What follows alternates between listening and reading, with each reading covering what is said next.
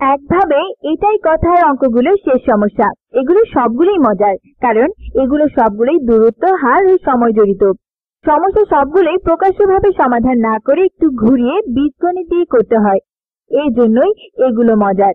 এখানে বলা হয়েছে সোহেল এবং মামুন দুই সাইকেল চালক একই সময় শুরু করে। সোহেল পয়েন্ট এ তে এবং মামুন পয়েন্ট বি তে। তারা একে অপরের দিকে ধ্রুব গতিতে এগিয়ে আসছে। ধরি সোহেল এ বেগে চলছে এবং মামুন চলছে বি বেগে, ধ্রুব গতি। তারা একে অপরকে 30 মিনিটে অতিক্রম করে। তাহলে তারা একে অপরকে এ এবং বি এর মধ্যে কোন জায়গায় অতিক্রম করবে? আমি নিজের মতো করে সেটা আঁকছি। তারা সেখানেই একে অপরকে অতিক্রম করবে। তাহলে এই দূরত্বগুলো কত?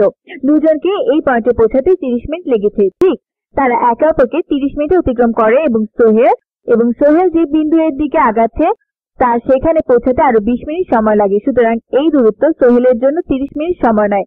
তাহলে আসলে দূরত্বটা প্রকৃতপক্ষে কত? আমরা সবসময় দূরত্ব লিখি যা সমান হলো বেগ গুণ সময়।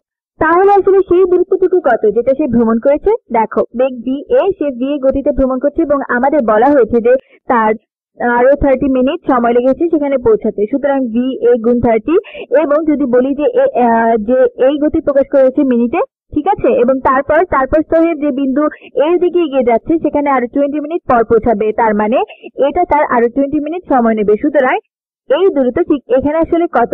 সে ঠিক একই বেগে যাচ্ছে, কিন্তু তার এখানে আরো 20 মিনিট সময় লাগছে। তাহলে দূরত্ব হচ্ছে বেগ গুণ সময়, যা হলো va গুণ 20 va। ঠিক আছে, সোহেলের বি বিন্দুতে পৌঁছানোর পর কত সময় লাগবে মামুনের এই বিন্দুতে পৌঁছাতে? দেখো, মামুন যাচ্ছে এই দিকে এবং তারা ঠিক এখানে মিলিত হয় এবং সে বিন্দু এ এর দিকে গিয়ে যায়। সুতরাং এখানে আসল ব্যাপারটা হলো যে সোহেল এর 30 মিনিট সময় লাগে এখানে পৌঁছাতে, আবার মামুনেরও 30 মিনিট সময় লাগে এখানে পৌঁছাতে। তাহলে এটা মামুনের বেগ, এর মাধ্যমে কিভাবে বলা যায় এই দূরত্বটা কত? দূরত্ব সমান বেগ গুণ সময়। মামুন এ 30 মিনিট লাগে এই দূরত্বে যেতে v গতিতে। সুতরাং এতে তার লাগে 30 মিনিট। যাই হোক, আমাদের একক আলাদা করে বলার কিছু নেই, গতিতে একক যাই হোক, এটা মিটার প্রতি মিনিট হলে এই দূরত্ব মিটার এ। এটা থাকে না এই দূরত্বটুকু, যা হলো 30 জিবি। ঠিক আছে, সুতরাং আমাদের শুধু বের করা দরকার তার কত সময় লাগে বাকি দূরত্বটুকু ভ্রমণ করতে। এইভাবে আমরা সমস্যাটি সমাধান করতে পারি। তাহলে আমরা সেটা কিভাবে করতে পারি? দেখো, আমরা এখন একটা সম্পর্ক তৈরি করতে পারি vb এবং v এর মধ্যে, কারণ এই দূরত্বটুকু সমান। এটা কোনো ব্যাপার না যে কত দ্রুত তুমি গেলে, তাতে দূরত্ব বদলাবে না। তাহলে আমরা জানি 30 গুণ মামুন এর বেগ সমান 20 গুণ সোহেল এর বেগ 20 va।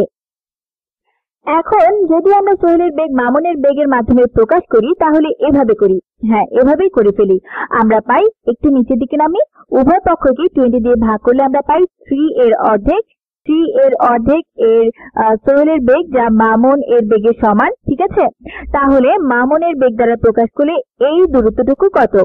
আমরা এই দূরত্বটুকু সোহেলের বেগের মাধ্যমে জানি। সোহেলের বেগের মাধ্যমে এটা 30 গুণ সোহেলের বেগ থেকে। ঠিক আছে, তাহলে মামুনের বেগ দিয়ে প্রকাশ করলে 30 গুণ সোহেলের বেগ